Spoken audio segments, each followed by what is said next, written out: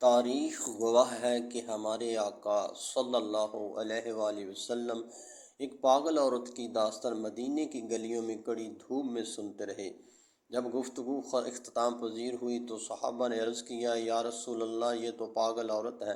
آپ گرمی میں کھڑے ہو کر اس کی گفتگو سنتے رہے تو آپ نے فرمایا، پورے مدینے میں اس کی بات سننے والا کوئی نہیں۔ اگر میں بھی اس کی دل جوئی نہ کرتا تو یہ کہاں جاتی، کس کے پاس جاتی؟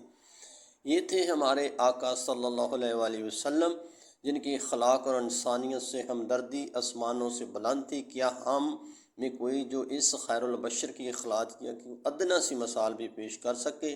ہم تو اپنے والدین کی بھی نہیں سنتے اور دعوے بڑے بڑے عاشقوں کے ہیں، مگر عمل سے عاری اور پیدل ہیں۔ اخلاقیات تو ہم کو چھو کر بھی نہیں گزری کہ محمد سے وفا تو نے تو ہم تیرے ہیں، یہ جہاں چیز ہے کیا لوح و قلم تیرے ہیں۔